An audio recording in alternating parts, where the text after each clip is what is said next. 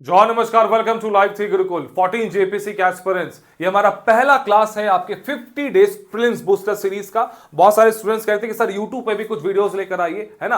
आप देखिए हमारे वीडियोस की क्वालिटी को। हमारा जो पूरा जो मेथड है 50 डेज का 140 प्लस टारगेट को आपको अचीव करने के लिए कैसे 140 प्लस अगर आपको प्रिलिम्स में लाना है तो आपको बहुत स्ट्रेटेजिकली पढ़ाई करनी पड़ेगी, बहुत सिलेक्टेड चीजें। दैट इज वाई हमने आपके लिए मार्केट के सबसे बेस्ट नोट्स को बनाया है ना। उसको बस इसी नोट्स को हम लोग आपको कैसे यूज करना है, इसमें से कौन से पॉइंट्स को पकड़ना है, कौन से पॉइंट्स को छोड़ना है, क्या समझना है, सब कुछ हम लोग अपने वीडियो क्लासेस में बताते हैं। आपका सारा कॉन्सेप्ट क्लियर हो जाएगा उस टॉपिक से रिलेटेड। तो हमारा जो स्टार्ट है वो है मिसलेनियस से, है ना। मिसलेनियस और झारखंड जीके, इससे हम लोग स्टार्ट कर रहे हैं और करंट अफेयर्स भी पैरेलली हमारा चल रहा है। आप हमारे एप्लीकेशन पे जाके उसको ज्वाइन कर सकते हैं। तो आइए, हमारा जो पहला क्लास है ये काइंड ऑफ डेमो समझिए इसको। तो जो मोस्ट इंपॉर्टेंट जो टॉपिक्स होंगे 50 डेज के वो हम लोग यूट्यूब पे भी लेकर आ जाएंगे आपके लिए। और एक बहुत अच्छी इनिशिएटिव हम लोग आपके लिए लेकर आ रहे हैं, डेली रात में 9 बजे, है ना। One of the most important MCQs complete static plus current 9 to 10 live हम लोग आएंगे। आप उसमें जुड़िएगा। मोस्ट इंपॉर्टेंट एमसीक्यूज होंगे,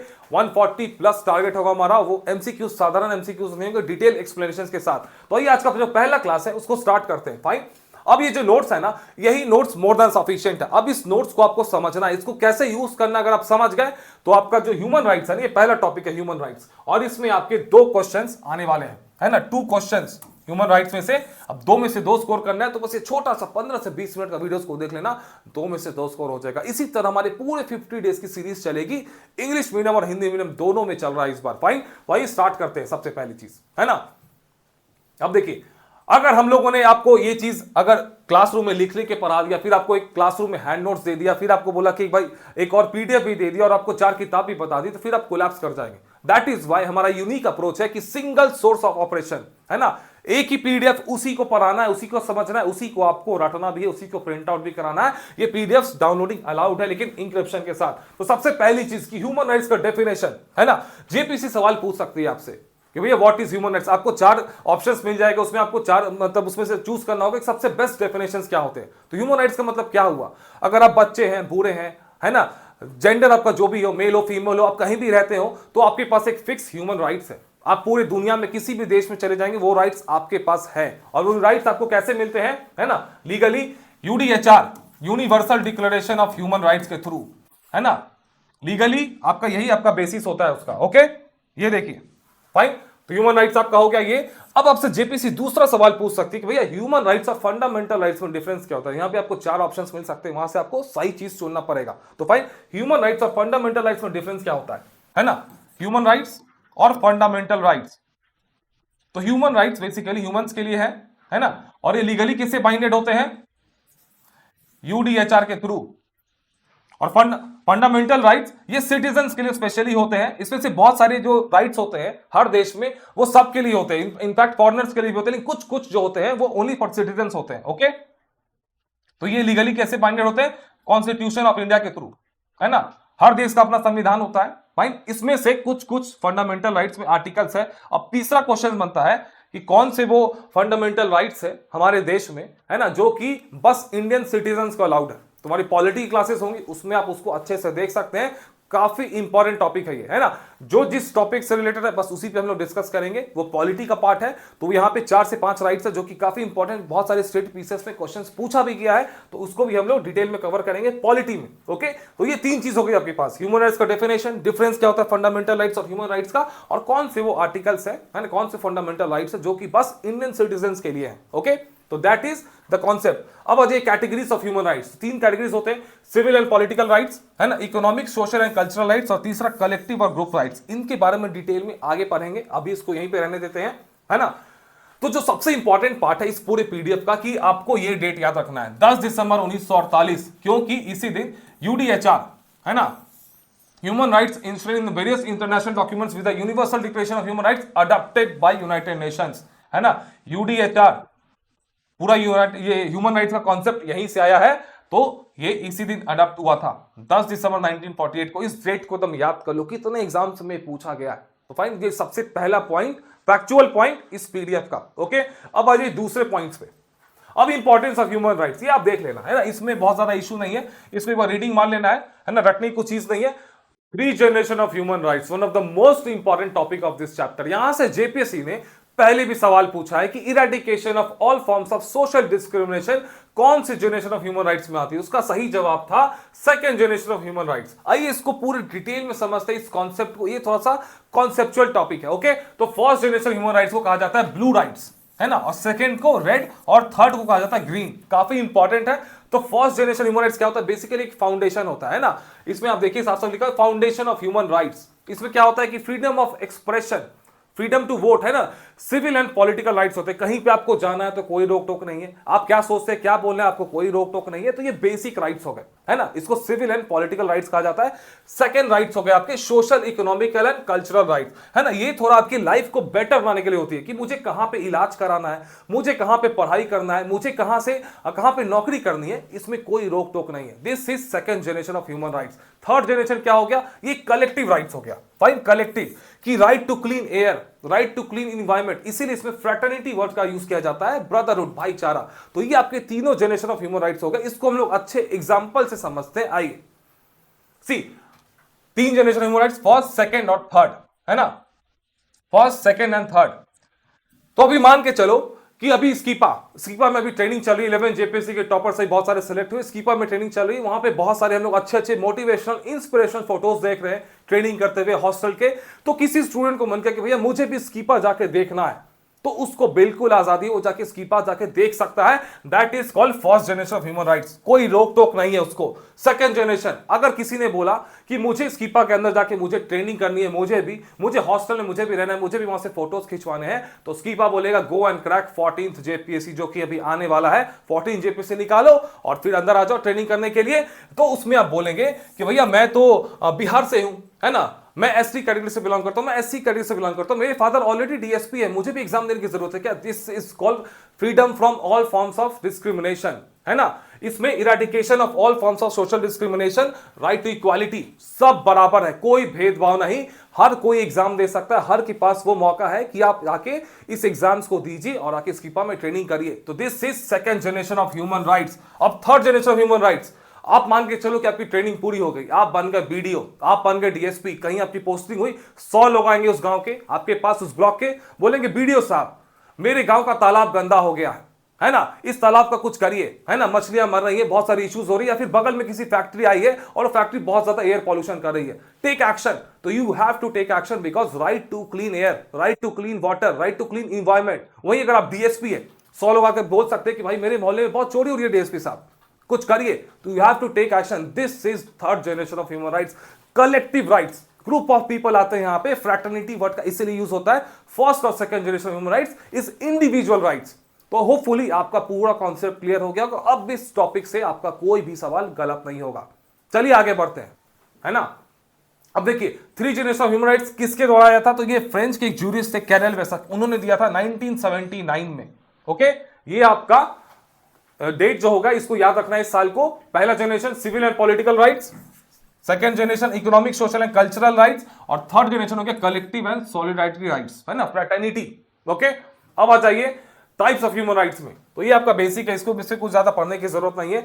अब यहाँ पे जो मोस्ट इंपॉर्टेंट है, यूनाइटेड नेशंस एस्टैब्लिश्ड इन 1945, ये तो हम लोग पढ़ेंगे आगे में, है ना। ये फिर से देखिए वो डेट आ गया 10 दिसंबर 1948 को यूडीएचआर का अडॉप्शन हुआ था, और ये बहुत इंपॉर्टेंट है। अब देखते हैं कि भैया evolution of human rights in India, है ना, इंडिया में कैसे कैसे ह्यूमन राइट्स का इवोल्यूशन हुआ। तो कुछ यहाँ पे फैक्ट्स है, आपको ज्यादा समझने की जरूरत नहीं है। सबसे पहली चीज, सबसे पहले कैसे 1860 में इंडियन पीनल कोड, है ना, इसको रट लेना है। दूसरा, क्रिमिनल प्रोसीजर कोड कब आया था? 1898 में। और जो तीसरा सबसे लास्ट है 1933 में, protection of human rights act, है ना, enacted which establish national human rights commission.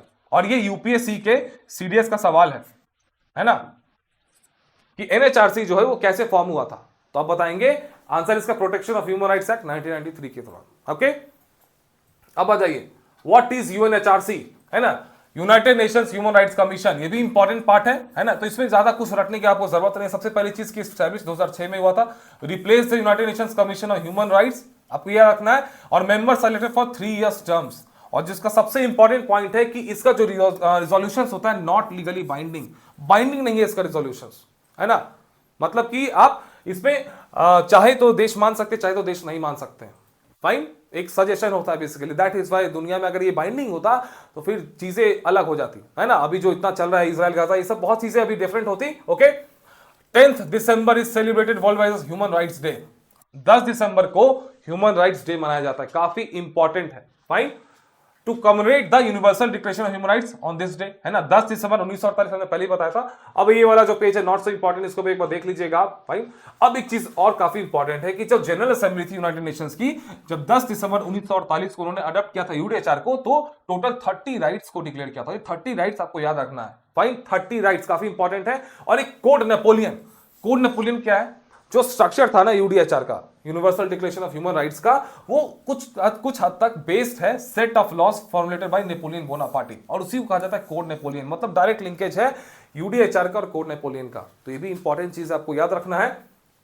Okay, और डिक्लेरेशन आउटलाइंस 30 राइट्स, मैंने पहले बताया 30 राइट्स को इंपॉर्टेंट है, बहुत एग्जाम से क्वेश्चंस पूछा गया है इसके बारे में। तो ये दो चीज, कुछ फैक्ट्स आप याद रखेंगे।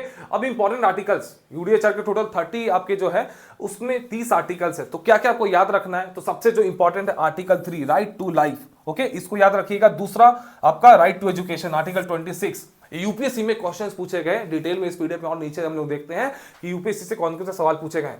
ओके, अब एनएचआरसी और SHRC, national human right commission और state human right commission, one of the most important topic, second most important topic of this, है ना, चैप्टर। क्योंकि यहां से बैकलॉग में, अभी जो रिसेंटली जेपीसी का बैकलॉग का एग्जाम हुआ है, वहां से 2 सवाल पूछे गए हैं, दोनों पे एक इस पे, एक इस पे, और आगे भी 7, 11, 14 जेपीसी में पूछा जा सकता है इससे सवाल। ओके, तो इसमें सबसे पहली चीज जो देखेंगे, दोनों का लीगल बेसिस क्या होता है ना, ओरिजिन कैसे आया, तो वही protection of right, human rights act 1993, है ना, इससे आया।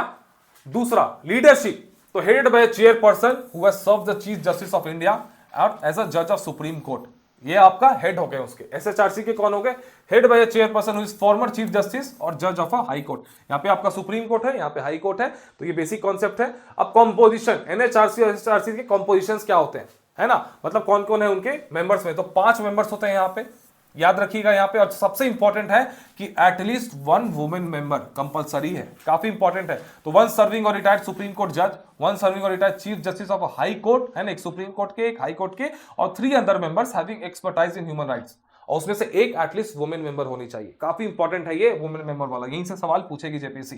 ठीक है, अब आ जाइए एसएचआरसी के, तो कंप्राइजेस 2 मेंबर्स, 1 सर्विंग और रिटायर्ड हाई कोर्ट जज और डिस्ट्रिक्ट जज, मिनिमम 7 इयर्स जुडिशियल एक्सपीरियंस, है ना। तो ये वाला आपका पॉइंट हो गया। अब अपॉइंटमेंट प्रोसेस क्या होता है, तो बेसिकली भाई नेशनल ह्यूमन राइट्स कमीशन, तो ये अपॉइंट कैसे होंगे, प्रेसिडेंट साहब अपॉइंट करेंगे, है ना, based on the recommendation of committee. Committee के कौन कौन मेंबर होते हैं, prime minister, speaker of Lok Sabha, deputy chairman of Rajya Sabha, leader of opposition in both houses और यूनियन होम मिनिस्टर। ये आपको रट जाना है एकदम, है ना। Consultation with the chief justice of India is mandatory for judicial members, है ना। अगर किसी जुडिशियल मेंबर को सुना जाता है तो कंसल्टेशन मैंडेटरी होता है। उसी तरह एसएचआरसी में स्टेट का कौन करेंगे, तो गवर्नर साहब करेंगे, नॉर्मल है, बाकी सब कुछ। अब इसको रट्टा वाला टॉपिक है। टेन्योर क्या होता है इनका, अप टू 3 इयर्स या फिर 70 इयर्स, जो भी पहले हो जाए। इंपॉर्टेंट पॉइंट है, इसको आपको याद रखना होगा। सैलरी एनएचआरसी का सेंट्रल गवर्नमेंट, एसएचआरसी का स्टेट गवर्नमेंट। ओके, रेजोल्यूशन किसको देंगे, ऑब्वियसली एनएचआरसी के जो चेयरपर्सन होंगे वो प्रेसिडेंट साहब को देंगे और एसएचआरसी के गवर्नर साहब को देंगे। ठीक है ना, तो ये कॉमन हो गया। अब फंक्शंस, इसमें बेसिकली फंक्शंस देखिए आपको समझ में आ जाएगा भाई। इन्वेस्टिगेट कर सकते हैं ह्यूमन राइट्स वायलेशन के केसेस को, और सुअर मोटो, है ना, इधर सुअर मोटो और ऑन कंप्लेंट्स, खुद से भी एक्शन ले सकते हैं या फिर कंप्लेन बेसिस पे भी। तो ये 2 काफी इंपॉर्टेंट चीज हो गई, है ना।